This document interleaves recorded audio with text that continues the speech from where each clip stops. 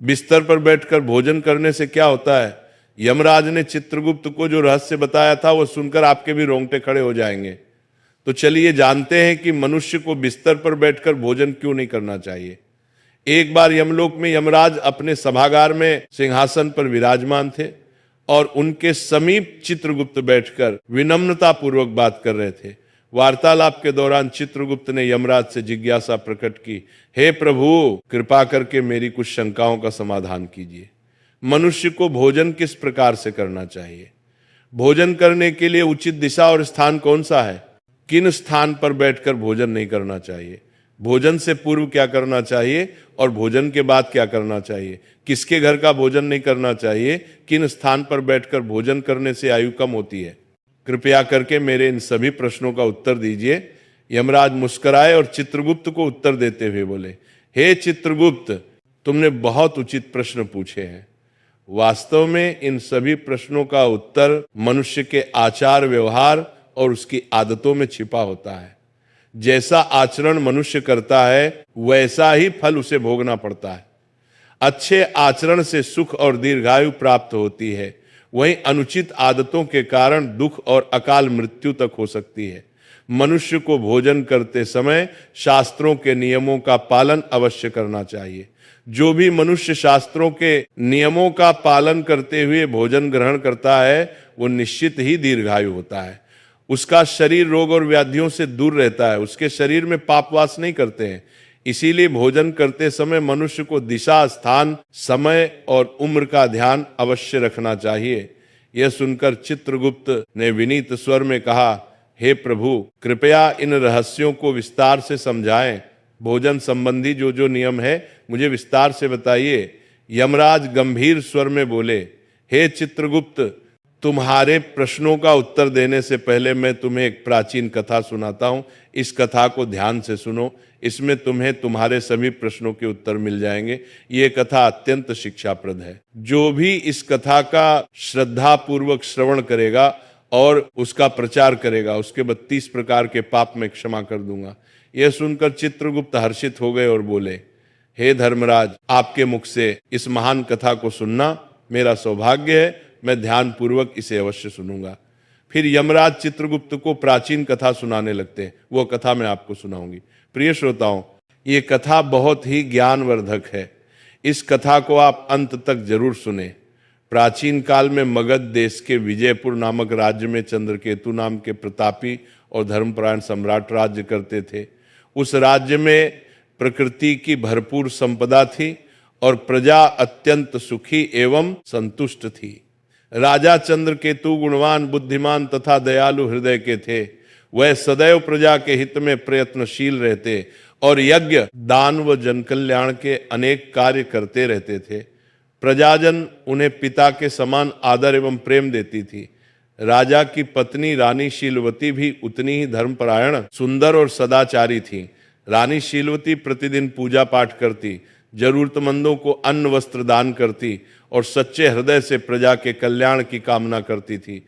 इस दिव्य दंपति के राज्य में सभी सुखी थे, किंतु एक दुख था जो राजा रानी के हृदय को सालता रहता था। वह दुख था संतान न होना। राजा चंद्रकेतु और रानी शीलवती की कोई संतान नहीं थी। वर्षों बीत गए, उन्होंने अनेक व्रत, पूजा और यज्ञ किए, देवी देवताओं से प्रार्थना की, ऋषि मुनियों की सेवा की, परंतु उन्हें पुत्र या पुत्री प्राप्त नहीं हुई। दोनों इस बात से अत्यंत दुखी रहते थे। राजा अपने महल में कई बार चिंतित होकर सोचते, मैंने ऐसा कौन सा पाप किया है जो मुझे पुत्र सुख से वंचित रहना पड़ रहा है। राज्य में सब कुछ है, प्रजा सुखी है, पर मेरे वंश को आगे ले जाने वाला कोई उत्तराधिकारी नहीं। क्या मेरे पुण्यों में कमी रह गई या पूर्व जन्म के किसी अपराध का फल मुझे मिल रहा है? राजा चंद्रकेतु दिन प्रतिदिन अधिक उदास रहने लगे। प्रजा को जब यह पता चला कि राजा अपनी संतानहीनता के कारण दुखी है तो राज्य के लोग भी चिंता करने लगे। सब ईश्वर से प्रार्थना करते कि राजा रानी को शीघ्र संतान सुख प्राप्त हो। एक दिन राजा ने निश्चय किया कि वे किसी महापुरुष की शरण लेकर अपनी समस्या का हाल पूछेंगे। उन्हें स्मरण आया कि महान तपस्वी ऋषि वशिष्ठ इस समय निकटवर्ती वन में आश्रम बनाकर तप कर रहे हैं। ऋषि वशिष्ठ त्रिकालदर्शी एवं दिव्य दृष्टि वाले महात्मा हैं। वे अवश्य ही इस रहस्य को जान सकते हैं। राजा ने निश्चय किया कि वे स्वयं आश्रम जाकर ऋषि वशिष्ठ से मार्गदर्शन मांगेंगे।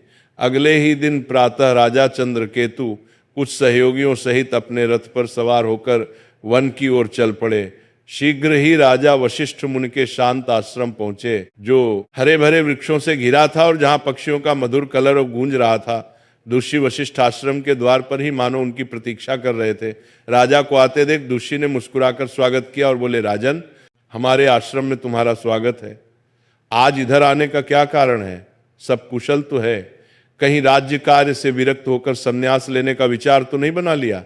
इतना कहकर ऋषि ने हल्की मुस्कान की, फिर गंभीर हो गए। राजा चंद्रकेतु ने हाथ जोड़कर विनम्रता से कहा, हे मुनिवर, राज्य कार्य भली भांति चल रहा है, संन्यास लेने का इरादा नहीं है, पर मैं एक भारी चिंता के कारण व्याकुल होकर आपकी शरण में आया हूं। आप जगत के रहस्यों के जाता हैं, मेरी शंका का समाधान केवल आप ही कर सकते हैं। शिष्य वशिष्ठ ने सहानुभूति भरे स्वर में पूछा, राजन, आप जैसे प्रतापी और धर्मनिष्ठ राजा को भला किस बात का दुख हो सकता है? निश्चय ही आपकी प्रजा सुखी है, राज्य समृद्ध है। फिर भी यदि आपके मन में कोई शंका या कष्ट है तो निसंकोच कहिए, मैं यथाशक्ति अवश्य सहायता करूंगा। तब राजा चंद्रकेतु ने दुखी स्वर में अपनी व्यथा सुनाई। हे मुनिवर, मेरे जीवन में एक ही अभाव है, मेरी कोई संतान नहीं है। मैंने अनेक यज्ञ उपवास किए, तीर्थों के दर्शन किए, ब्राह्मणों को दान दिया, हर संभव प्रयास किया, किंतु भाग्य ने मुझे संतान सुख से वंचित रखा है।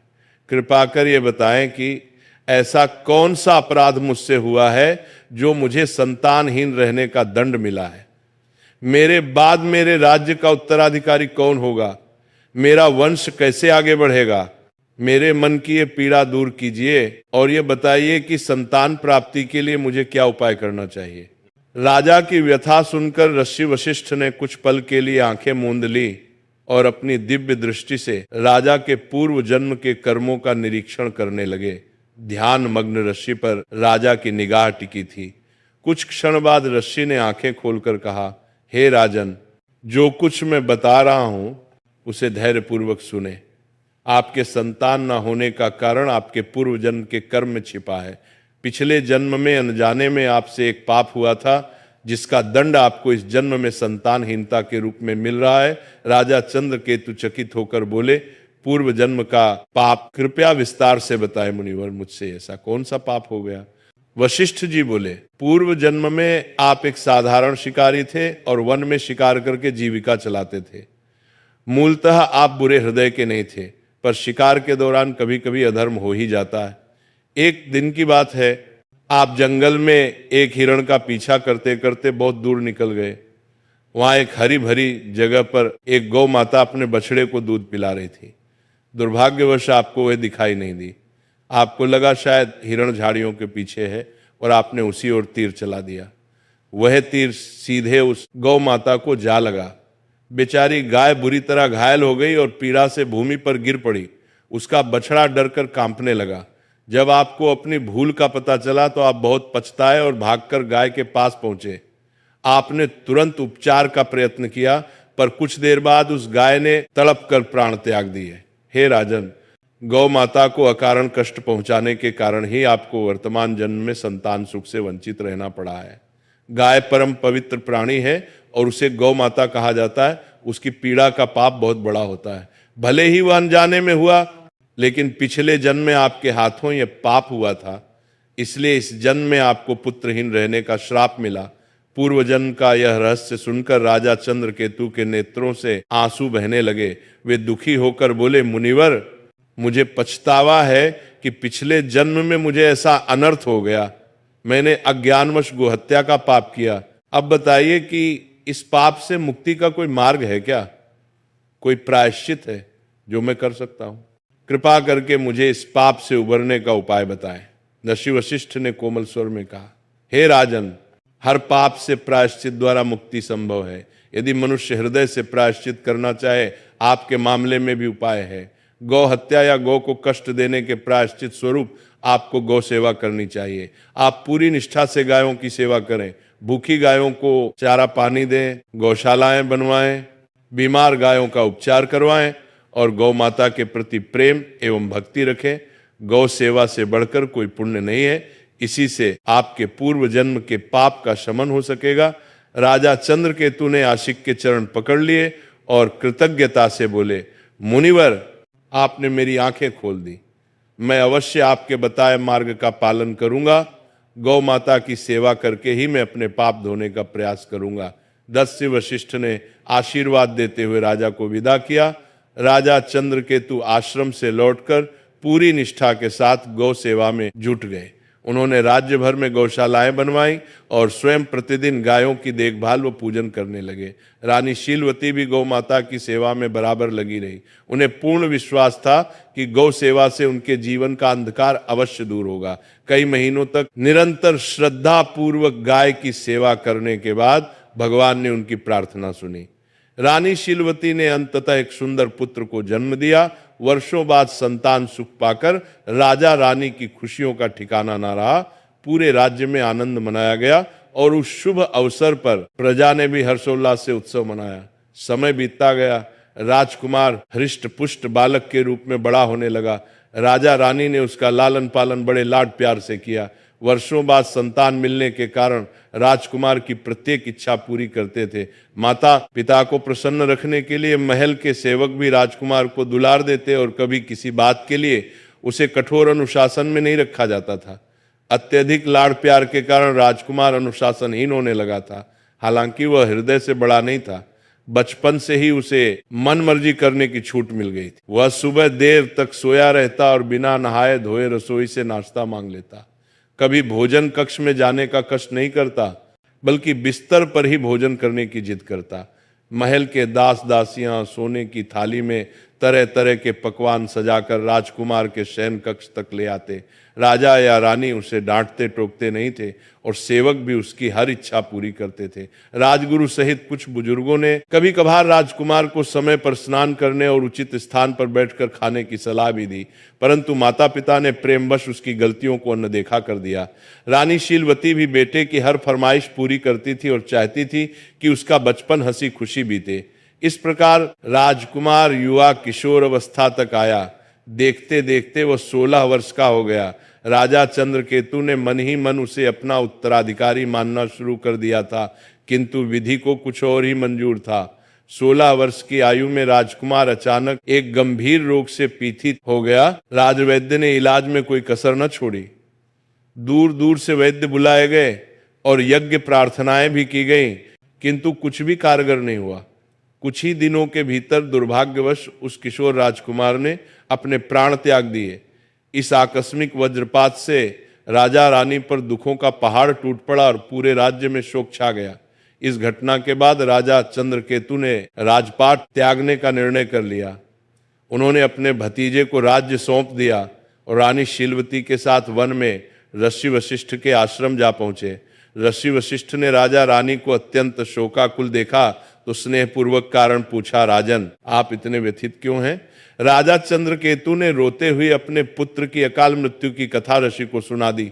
तब ऋषि वशिष्ठ ने ध्यान लगाकर अपनी दिव्य दृष्टि से कारण जानने के बाद कहा, हे राजन, आपके पुत्र की आयु क्षीण होने का कारण उसके अपने ही आचरण में था। आपको पूर्व जन्म के पुण्य फल से पुत्र की प्राप्ति तो हुई, किंतु आपके पुत्र ने बचपन से ही कुछ ऐसी अनुचित आदतें अपनाई जिनके परिणाम स्वरूप उसे अल्पायु में ही मृत्यु का सामना करना पड़ा है। आपका पुत्र प्रतिदिन बिना स्नान किए भोजन करता रहा और प्रायः बिस्तर पर बैठकर ही भोजन करता रहा। जो मनुष्य बिना नहाए धोए भोजन करता है उसकी आयु क्षीण हो जाती है, और जो मनुष्य बिस्तर पर बैठकर भोजन करता है उसके शरीर में विभिन्न रोग उत्पन्न हो जाते हैं और उसके जीवन के भी असमय समाप्त हो जाने की आशंका रहती है। अनेक औषधियों और प्रयासों के बावजूद आपका पुत्र बचाया नहीं जा सका, क्योंकि उसकी देह उन अपवित्र आदतों का शिकार हो चुकी थी। नश्य के इन वचनों ने राजा रानी की आंखें खोल दी। उन्हें अपनी भूल का गहरा पश्चाताप हुआ और उन्होंने सांसारिक मोह त्यागने का निश्चय किया। राजा चंद्रकेतु ने वहीं आश्रम में रहकर शेष जीवन तपस्या और भगवान के चिंतन में बिताया। रानी शीलवती ने भी राजसी ठाट बाट त्याग कर अपने पति के साथ सादा जीवन अपना लिया। इस प्रकार राजा रानी ने दुख से ऊपर उठकर धर्म के मार्ग पर शांति पा ली। कथा सुनाकर यमराज ने चित्रगुप्त की ओर देखते हुए कहा, देखा चित्रगुप्त, किस प्रकार मनुष्य की अपनी आदतें उसके जीवन को संवारती या बिगाड़ती हैं। राजा चंद्रकेतु जैसे पुण्यात्मा को भी अपने पुत्र की अकाल मृत्यु का दुख सहना पड़ा, क्योंकि उनके पुत्र ने गलत आदतों का पालन किया था। अतः प्रत्येक मनुष्य को सावधान रहना चाहिए कि वह किस प्रकार का आचरण कर रहा है।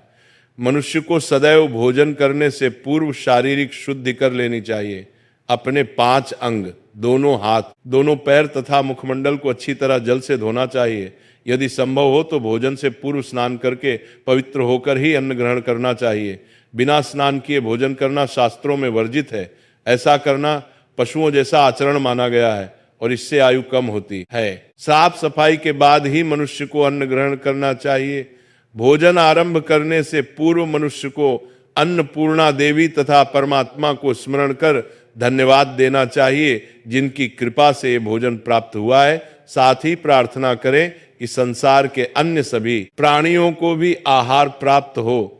इस प्रकार मन ही मन ईश्वर को प्रणाम करके आदर पूर्वक भोजन करने से अन्न पवित्र रहता है और वह शरीर को पूर्ण पोषण देता है। भोजन करते समय बैठने का स्थान भी शुद्ध और उचित होना चाहिए। जमीन पर चटाई बिछाकर पालथी मारकर बैठकर भोजन करना श्रेष्ठ माना गया है। बिस्तर पर बैठकर भोजन करना अशुभ तथा स्वास्थ्य के लिए हानिकारक होता है। शैया पर अन्न ग्रहण करने से अपवित्रता बढ़ती है और शरीर विभिन्न रोगों का घर बन जाता है। हे चित्रगुप्त, 3 प्रकार का भोजन मनुष्य को कभी नहीं करना चाहिए। पहला वह भोजन जिसके ऊपर से कोई व्यक्ति पैर रखकर चला गया हो या जिसे किसी ने लांघ दिया हो।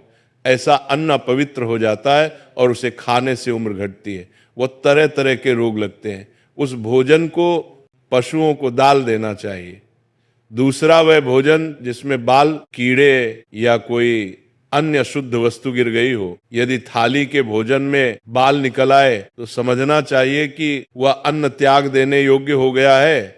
ऐसा अन्न न स्वयं खाना चाहिए, न भगवान को भोग लगाना चाहिए। ऐसे अशुद्ध अन्न का सात्विक लाभ समाप्त हो जाता है और प्रेत योनि के जीव उसका उपभोग करते हैं। तीसरा वह भोजन जो किसी अन्य के लिए परोसा गया हो। याद रखें, कभी भी दूसरे का हिस्सा छीनकर नहीं खाना चाहिए। जो व्यक्ति दूसरों का भाग चुराकर खाता है या बिना बांटे खुद खा लेता है, उसे अन्नपूर्णा देवी रुष्ट हो जाती हैं। ऐसा करने से उसके पुण्य नष्ट हो जाते हैं और उसके जीवन में दरिद्रता एवं संकट आते हैं। अतः भोजन हमेशा सबसे बांटकर और उचित पात्र को अर्पित करके ही करना चाहिए। इसके अतिरिक्त भोजन का अनादर कभी नहीं होना चाहिए। झूठा भोजन व्यर्थ इधर उधर न फेंके और अन्न की बर्बादी न करें। अन्न देवता की कृपा से ही जीवन चलता है, इसलिए अन्न को आदर पूर्वक ग्रहण करें। जो मनुष्य नियमों का पालन करेगा वह स्वस्थ, निरोगी और दीर्घायु होगा। उसके जीवन में सुख समृद्धि बनी रहेगी और उसे अकाल मृत्यु का भय नहीं रहेगा। मनुष्य के आचार विचार ही उसके भाग्य का निर्माण करते हैं। अच्छे कर्म और सही आदतें उसके जीवन को सुखमय बनाती है, जबकि गलत आदतें जीवन को दुखमय और संक्षिप्त कर देती हैं। इसलिए प्रत्येक व्यक्ति को अपने दैनिक व्यवहार में पवित्रता और मर्यादा का पालन करना चाहिए। इस प्रकार यमराज ने चित्रगुप्त को मनुष्य के आचार विचार तथा अच्छी बुरी आदतों के संबंध में महत्वपूर्ण ज्ञान दिया। इस कथा से हम ये सीखते हैं कि बिस्तर पर बैठकर भोजन करना और बिना स्वच्छता के अन्न ग्रहण करना क्यों त्याज्य है। हमें सदैव शास्त्रोक्त मर्यादाओं का पालन करते हुए पवित्र आचरण अपनाना चाहिए, ताकि हमारे जीवन में सुख, स्वास्थ्य और शांति बनी रहे। तो इस प्रकार से यमराज ने चित्रगुप्त को अत्यंत महत्वपूर्ण ज्ञान दिया है।